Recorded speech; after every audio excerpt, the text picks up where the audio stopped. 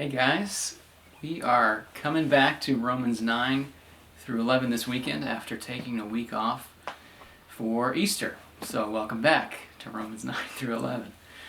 This section of Paul's letter to the Romans is dealing with a problem. We called it a few weeks ago the problem of Israel. More specifically, it's the problem of Israelite unbelief in Jesus. The problem can be put this way. How can Christianity explain the fact that Jesus, who is supposed to be the Messiah of Israel, he's been rejected by most Israelites?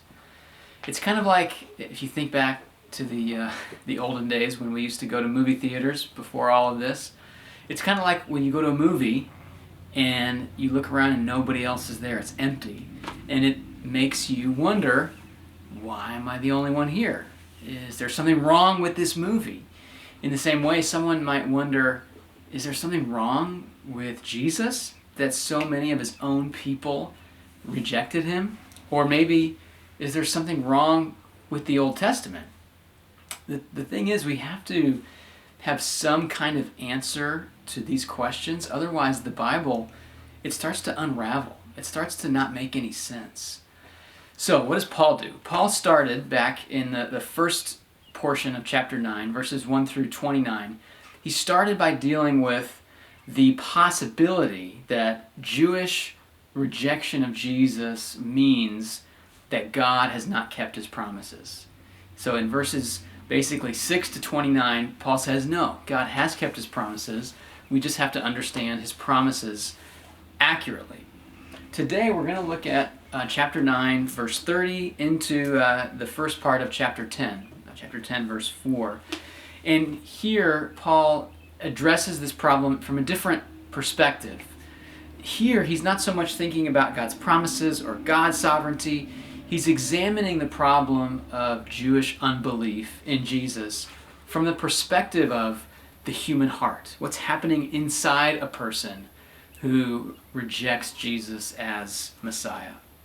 And as he does this, it helps us understand ourselves as well as understanding Israel and the Bible and the Old Testament and the New. So let me read this and then we'll walk through it. Starting in verse 30 of Romans chapter 9. What shall we say then?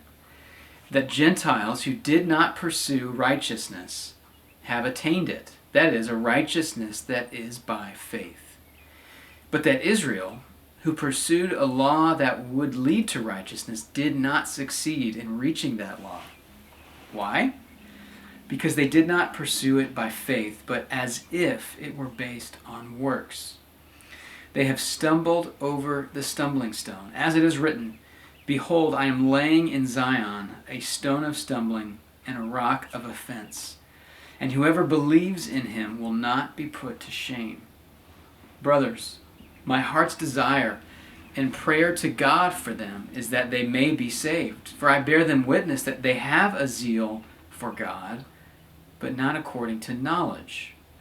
For being ignorant of the righteousness of God and seeking to establish their own, they did not submit to God's righteousness. For Christ is the end of the law for righteousness to everyone who believes. Here's what this passage is showing us. The Jews who rejected Jesus did so because they were committed to proving themselves by their own performance. Let me say that one more time. The Jews who rejected Jesus did so because they were committed to proving themselves by their own performance. Paul explains this in two parallel ways, two similar ideas. The first is in 9:30 through 33, where he says that the Jews were attempting to follow God's law, which is good, but they were attempting it in the wrong way. The way he puts it in verse 32 is that they were attempting to follow the law by works and not by faith. So they were trying to follow God's instructions not as a way of expressing their faith in God's grace and mercy through Jesus, but they were attempting to follow God's law as a pathway of demonstrating their own righteousness. That's the first way Paul explains it. The second is in chapter 10, verses 1 through 4. So in 10, 1 through 4, Paul explains it in a similar way, but slightly differently. He says the Jews, the Jewish unbelievers, were attempting to establish their own righteousness rather than receiving righteousness from God. Now, when he says righteousness here in this whole passage, he's using it to refer to a status of right standing before God. And he's already shown earlier in this letter that that is something you can only get through Jesus. It's something that God gives as a free gift. And the misunderstanding of the Jewish people was that they could create their own righteousness by just obeying God's commandments enough. And Paul says it doesn't work.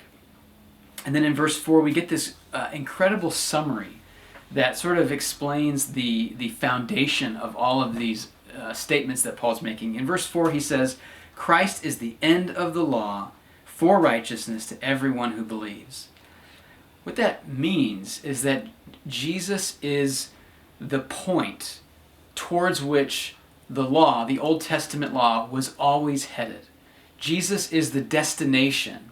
He is the aim or final culmination of the Old Testament law. So we shouldn't think about Jews and Christians like this. We shouldn't think, well, the Jews are clinging to the Old Testament, but we, Christians, have upgraded to the New Testament, which is better, newer, shinier, and we kind of leave the Old Testament behind. Paul is saying, no, the Old Testament, rightly understood, is meant to lead you to Jesus, to the Messiah. Now, again, what does all this mean? It means that the Jews who rejected Jesus did so because they were committed to proving themselves by their own performance. And I said at the beginning that this tells us something about ourselves, and the reason I believe that is everyone does this. This tendency, which Paul is identifying in Israel, exists in every human. Now, it might look different. For many people, this is not a religious thing. So this might not be a religious pathway to proving themselves. But what we do, what people do, is they will create or they'll identify some other code of conduct which becomes a kind of law by which they try to prove themselves, by which they try to show to others, to themselves, maybe to God, that they're okay. So for some, this might be a law of success, of being excellent and doing a good job. For others, this could be a law, a code of conduct for popularity, being someone who is liked and people want to be around. It could be a law of social consciousness and activism. Whatever it is, we tend to identify some code of conduct that will make us okay, and then we try to measure ourselves against that. And what this passage is showing us is that it will never work.